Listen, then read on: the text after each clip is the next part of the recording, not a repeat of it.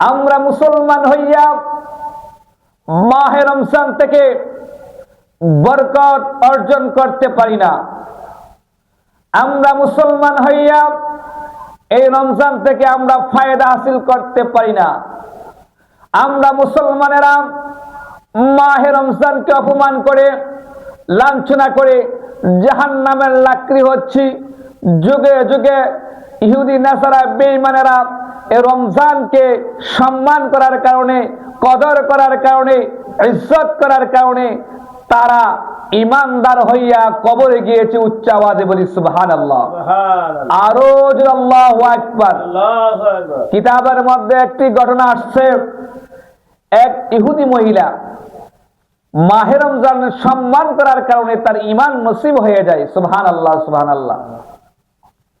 সেই ইহুদি মহিলা কতটুকু মাহে রমজানকে সম্মান করলো, কি পরিমাণ করলো, শুনলে আর আশ্চর্য হয়ে যাবেন। ওই ইহুদি মহিলা বাজার করার জন্য মাহে রমজানের মধ্যে বাজারে গিয়েছেন। তার একটা ছোট বাচ্চা তার সঙ্গে বাজারের মধ্যে গমন করলেন। ওই বাচ্চাকে খাওয়ানোর জন্য কিছু খাবার ক্রয় করলেন। বাচ্চা ওই খাবারের পুটলাটা খুলে খাওয়ার জন্য চেষ্টা করলেন। ওই ইহুদি মহিলা একটা থাপ্পড় মেরে বললেন, ও আমার সন্তান, এটা মুসলমানের এলাকা, মুসলমানের জায়গা, এইটা মুসলমানের মাহে রমজান। এই রমজানের মধ্যে তুমি রাস্তার মধ্যে খানাগুলা খাইলে মুসলমানের রোজার অপমান হবে, এই মাসের অপমান হবে। তুমি যাও বাড়ির মধ্যে যাইয়া এই খাবারটা খাবে। এই থাপ্পড় মেরে বাচ্চাটাকে খাবার বন্ধ করে দিলেন। এতটুকু সম্মান করলেন। একদিন মহিলা মারা গেল। মারার পরে তাকে কবরের মধ্যে দাফন কাফন করা হলো। এক আল্লাহর ওলি ওই কবরের পাশ দিয়ে যাচ্ছিলেন। ওই আল্লাহর ওলির কাশফুল কবর মুরাকাবা হাসিল ছিল। তিনি নজর করে দেখলেন ওই মহিলাটা জান্নাতের নাজ নেয়ামত কবরের ভিতরে বসে বসে ভক্ষণ করতেছে। উচ্চ আওয়াজে বলি সুবহানাল্লাহ। আরো জোরে আল্লাহু আকবার। আল্লাহর ওলি ডাক দিয়া কয়, মা, আমি তোমাকে ভালো করে চিনি, তুমি আমার এলাকার লোক। তুমি তো ছিলে ইহুদি, তুমি তো ছিলে বেঈমান, তোমার তো জান্নাতের নাজ নেয়ামত পাওয়ার কথা না। তুমি কেমন করে জান্নাতের নাজ নেয়ামত ভক্ষণ করতেছো গো মা? কবর থেকে জবাব দিয়ে আল্লাহর ওলি, আমি ছিলাম ইহুদি, আমি ছিলাম বেঈমান, ঠিক। আমি একদিন একটা কর্ম করার কারণে মৃত্যুর আগে আল্লাহ তাবারাকা তাআলা আমাকে ঈমান নসিব করেছে। আমি ঈমান এনে মুসলমান হইয়া কবরের মধ্যে গমন করেছি। আর এই গমন করার কারণে আল্লাহ তাবারাকা তাআলা আমাকে জান্নাতের নাজ নেয়ামত দিচ্ছে। উচ্চ আওয়াজে বলি সুবহানাল্লাহ। আল্লাহু আকবার। আল্লাহু আকবার। আল্লাহর ওলি ডাক দিয়া কয়, মা, তুমি কোন আমলটা করে এ জান্নাতের নাজ নেয়ামত খাচ্ছ? আমাকে একটু বলো না, আমাকে একটু শুনিয়ে দাও। এবার ওই ইহুদি মহিলা ডাক দিয়ে বলল, আল্লাহর ওলি, আমি আমার ছেলেকে মাহে রমজানের বরকতের জন্য মাহে রমজানকে সম্মান করে খাওয়া থেকে বিরত রেখেছিলাম, খাওয়া থেকে বিরত রেখেছিলাম এবং তাকে থাপ্পড় দিয়েছিলাম। এই বরকতে আল্লাহ তাবারাকা তাআলা আমাকে ঈমান নসিব করেছে।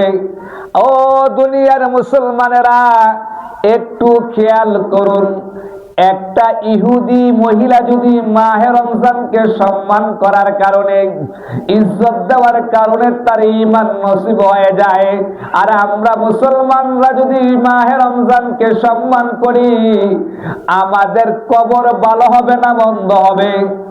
আওয়াজে বলুন ভালো হবে না মন্দ হবে? আমাদের কবরটা হয়ে যাবে বালা।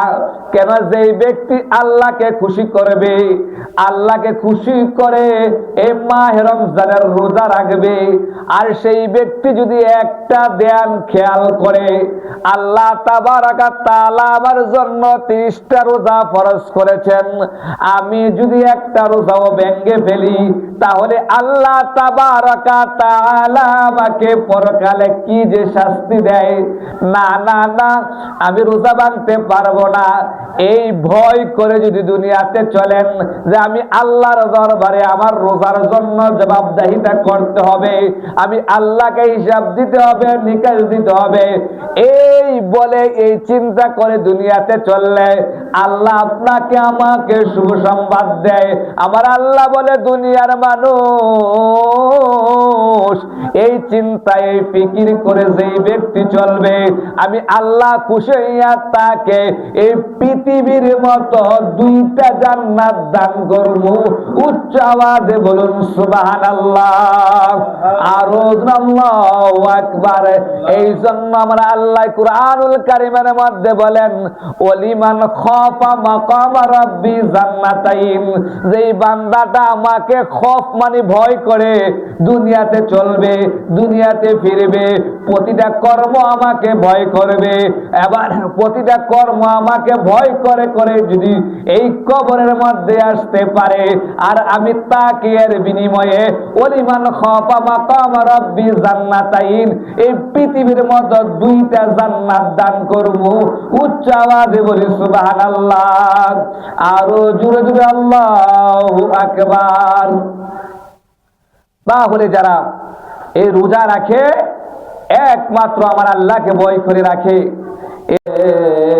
ঠিকানা আল্লাহুম্মা সাল্লি আলা সাইয়্যিদিনা মাওলানা মুহাম্মাদ ওয়া আলা আলি সাইয়্যিদিনা মাওলানা মুহাম্মদ। নূর নবীর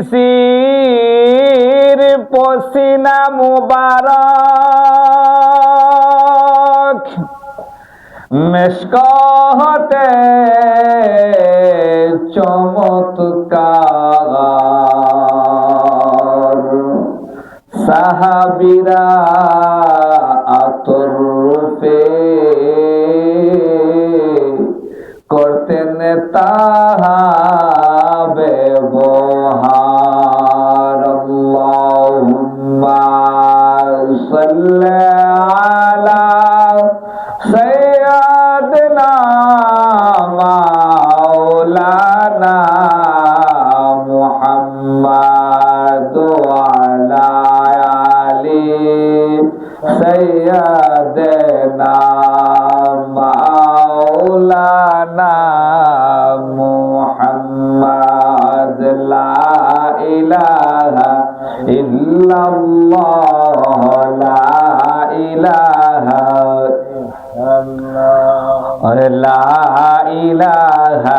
ইল্লাল্লাহ, লা ইলাহা ইল্লাল্লাহ, লা ইলাহা ইল্লাল্লাহ, লা ইলাহা ইল্লাল্লাহ, লা ইলাহা ইল্লাল্লাহ।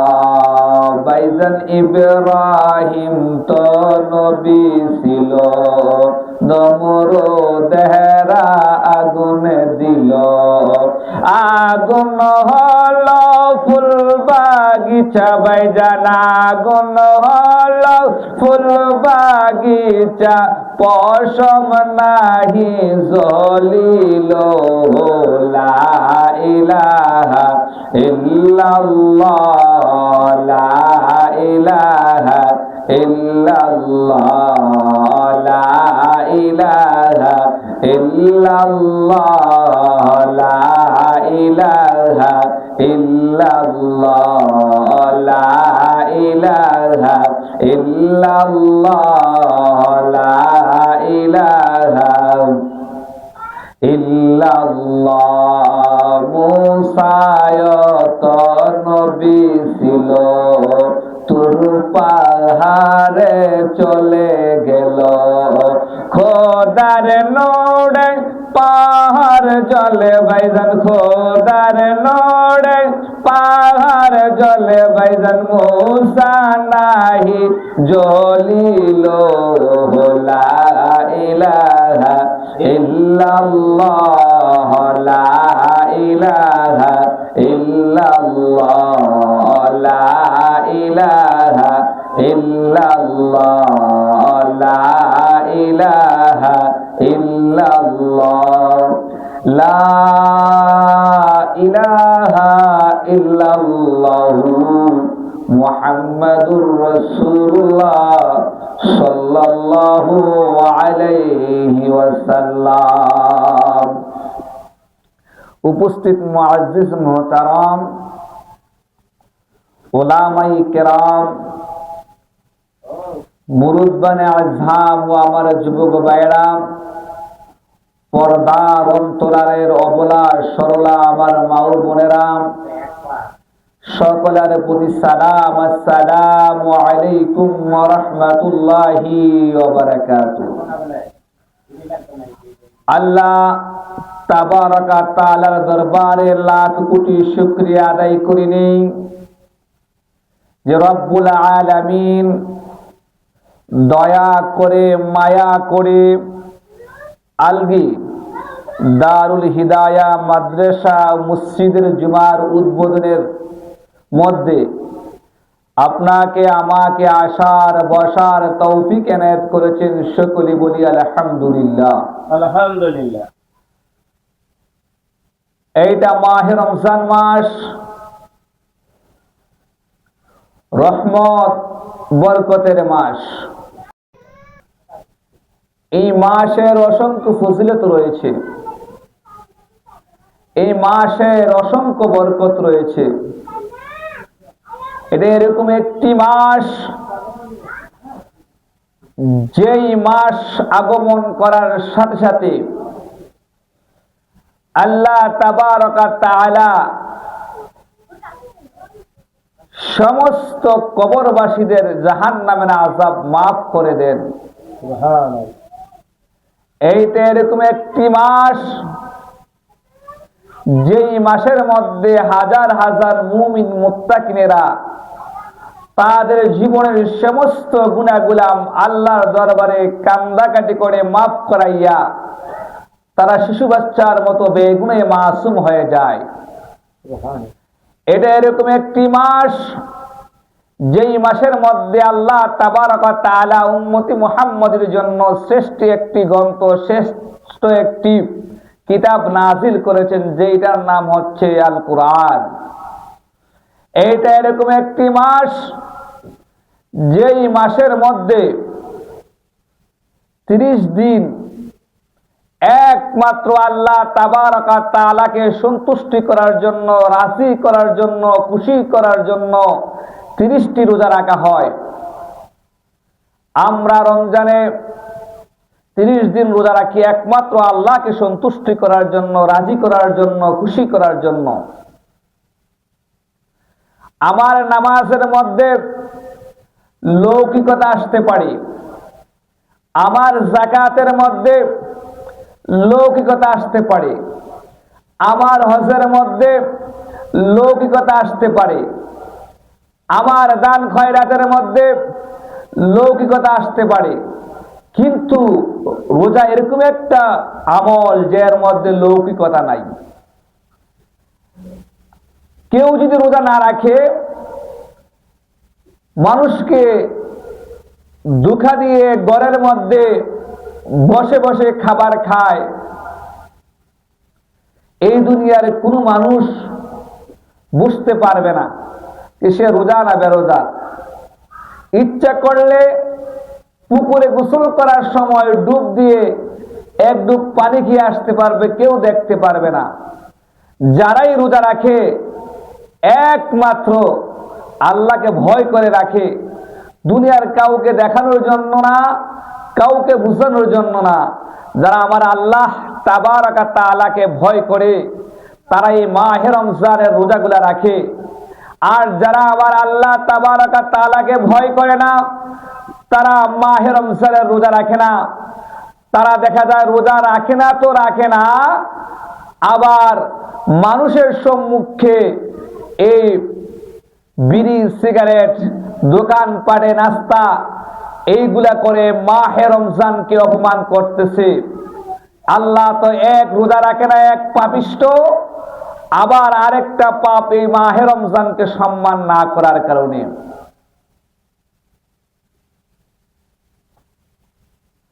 আমরা মুসলমান হইয়া মাহে রমজান থেকে বরকত অর্জন করতে পারি না। আমরা মুসলমান হইয়া এই রমজান থেকে আমরা ফায়দা হাসিল করতে পারি না। আমরা মুসলমানেরা মাহে রমজানকে অপমান করে লাঞ্ছনা করে জাহান্নামের লাকড়ি হচ্ছি। যুগে যুগে ইহুদি নাসারা বেঈমানেরা এই রমজানকে সম্মান করার কারণে, কদর করার কারণে, ইজ্জত করার কারণে তারা ইমানদার হইয়া কবরে গিয়েছে। উচ্চ আওয়াজে বলি সুবহানাল্লাহ। আরো জোরে আল্লাহু আকবার।